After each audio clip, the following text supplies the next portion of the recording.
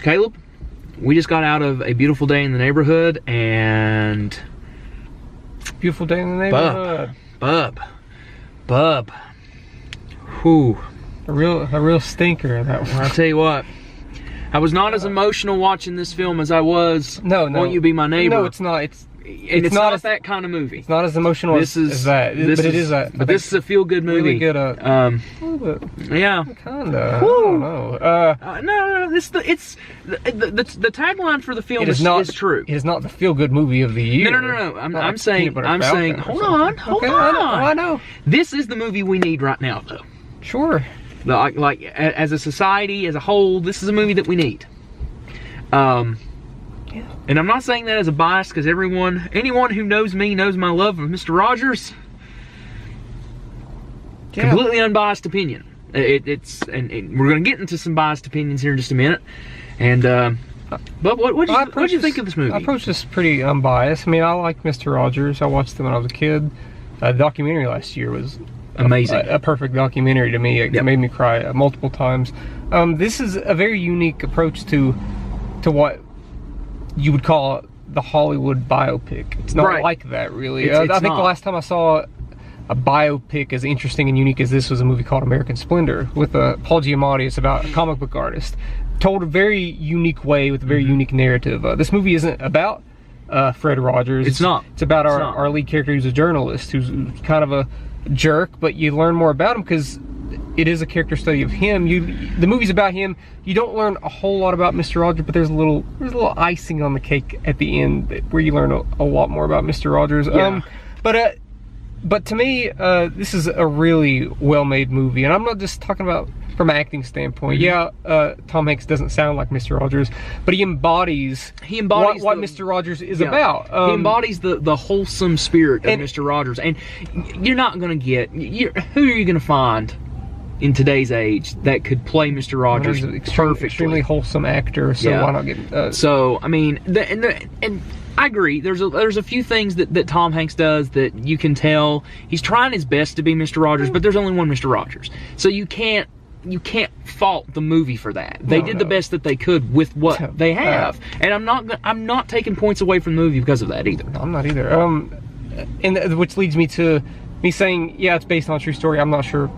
I'm not sure if any of this. I know there was an article. I'm not sure if anything else happened in real life, and I don't care because the movie embodies what Mr. Rogers is about so much, and it tells such a simple but really, really compelling and human story that's very relatable to anybody. That I don't care if it's exactly what happened or not. Right. I don't care if the stuff with his father is real or not. I don't care. The fact that it's in this movie and they did it this well is what I judge it by. And as that is, they did it perfectly. And see, that was the thing for me too, is that I actually have the article saved on my phone. Like I have the article saved in my phone. Yes. Okay. On my phone. Okay. And I got ready to read it, and I read the first 2 or 3 sentences, and I put my phone down. I was like, no, I'm going to go into the movie. I'm going to watch the movie first, then read the article.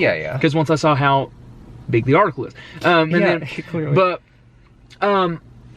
may I say that one of my favorite parts of this movie, and this isn't a spoiler, it's not at all a spoiler, is how we transitioned place to place. I adored that so much. Using the Mr. Rogers neighborhood set. Mr. Rogers set as a way to transition like the cities that he goes through. Exactly. And even just the way that how we set up prop pieces and how we do all of the ways that we segue through things was done by going through the neighborhood. And I loved that. That was so original and kept the way of what the whole embodiment of Mr. Rogers' Neighborhood represents. Oh yeah. It's the simplicity, that we didn't need some big, huge pullback shots of a city or anything like that. It was miniature models, and I loved it so much. Essentially, the whole episode is, I don't know if it's the correct word that I'm looking for, but I'm just going to say the whole movie and the story is a metaphor for an episode of Mr. Rogers' Neighborhood and the subject matter that he tackles. And that's why I think that it embodies it, and adding that little thing with the transitions fits in perfectly. I love how the first act of the movie feels like you are watching an episode of the show. Like everything that happens at the first 30 minutes of the movie would be exactly like watching an episode of Mr. Rogers' Neighborhood, and I don't want to get into like spoilery territory, but and it's not necessarily a spoiler either, but they literally show how a magazine is made. Yeah. Using picture, and it's like, good God, they would have done that in the show. Yeah. If it played into what the show was trying, the narrative and the story of the show, the episode was trying to show, they would have done that. Yeah. And that was like very heartwarming to me. Like, it was very, it felt needed. Yeah. And at the same time, though, you're intrigued by why this is being shown. And if you're a fan of the show and you were a fan of it growing up, you know that was Mr. Rogers. Yeah. And I don't know, I love the movie.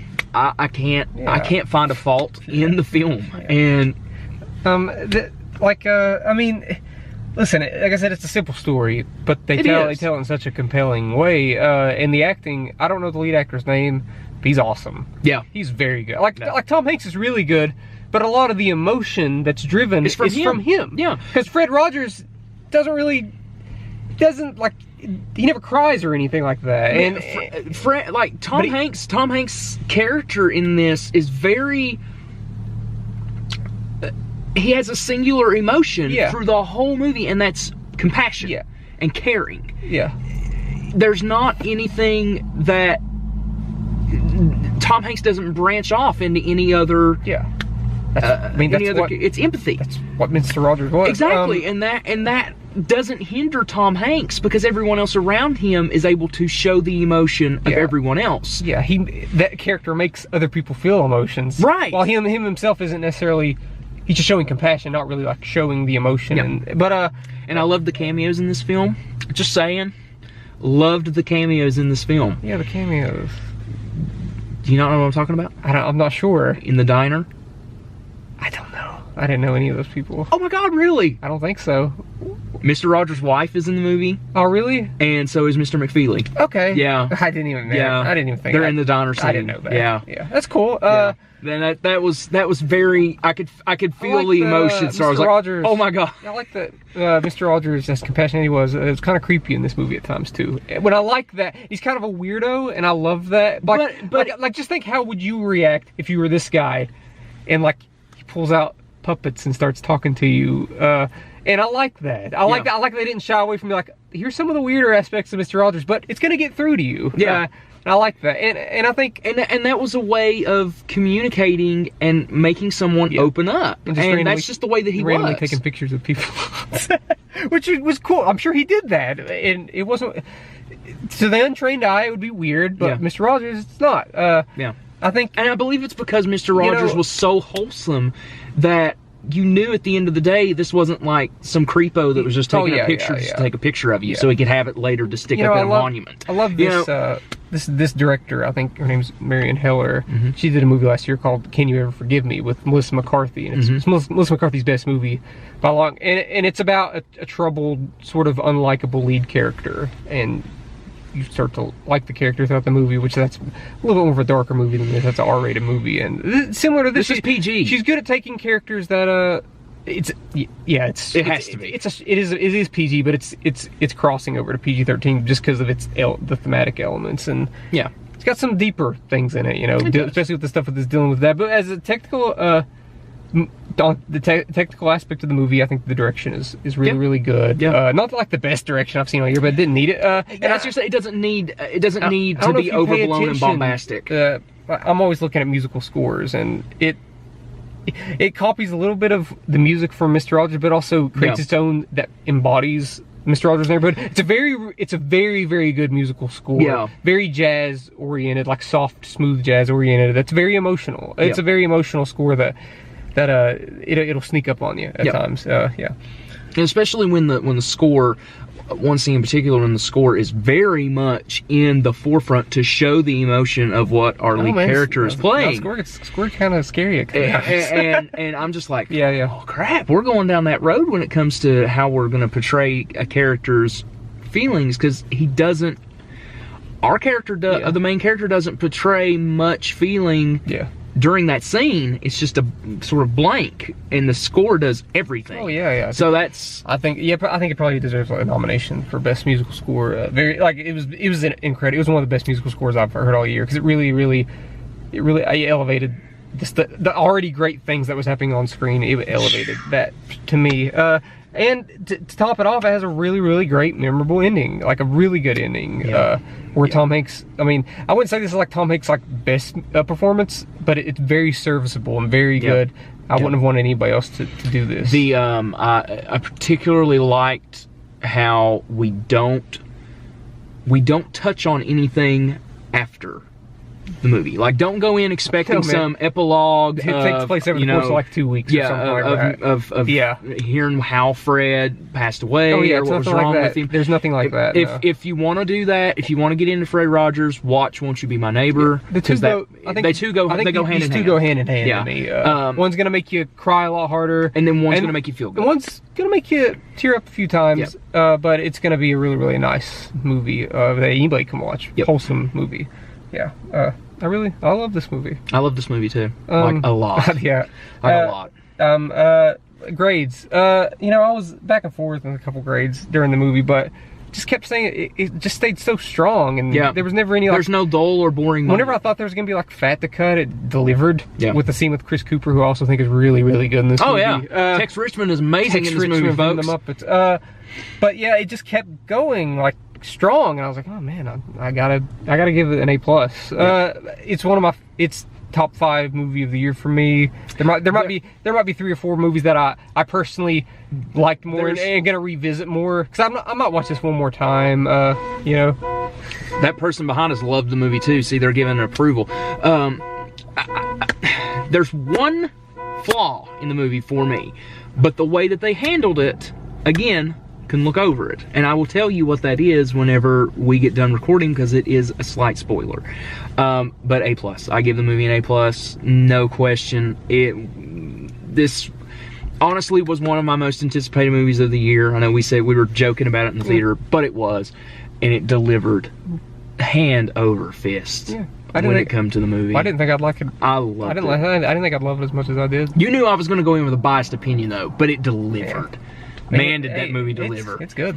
It's very good. It's very good. A+ from both of us. That's a top 5. Is that a first this year? Nah, dude, we gave Toy Story 4 A+. Okay. Yeah. I don't remember our ratings, guys. I'm sorry. I think we review so much. I'd like to get some award recognition. I do too. Like in every Tom Hanks, in like every supporting actor. I'm sorry. In like every category. Yeah. I give him best supporting actor. He's not the lead, so I can't give him. The field's too strong for our lead to get a best actor nominee this year, but which sucks because he's good. He was really good. He's real good. Maybe like a screenplay nod, musical score nod, and if it gets best picture nod, I wouldn't hate it. I wouldn't hate it. It's already a better year than last year. I give it best cinematography too, just for the sets. Nah, that's not gonna happen, Josh. But it wasn't that spectacular. Come on. But it kept with the spirit of the movie. Listen, it was serviceable to what the show was. That's what I'm saying. That's why it kept the spirit of the show. But let us know what you thought. Let us know what you thought of Beautiful Day. I was gonna call Won't You Be My Neighbor. Go watch that movie too, because that movie got robbed, folks. It did. That movie should have got nominated for best documentary. They need to make up for last year's sins. Boy, did they! Because that was the best documentary last year. Period. They need to nominate this for best documentary this year. Yeah. Let us know what you thought of Beautiful Day in the Neighborhood in the comment section below. I can't imagine anybody walking out not liking it. I just can't. You're stupid. I hate to say it. You're stupid if you don't at least like this movie. You're stupid. Stupid. That's how I feel. Dumb. No hard feelings though. Let us know what you thought. Let us know what you thought. A lot of hard feelings in the comment section below. Hit that subscribe button, and thank you for watching.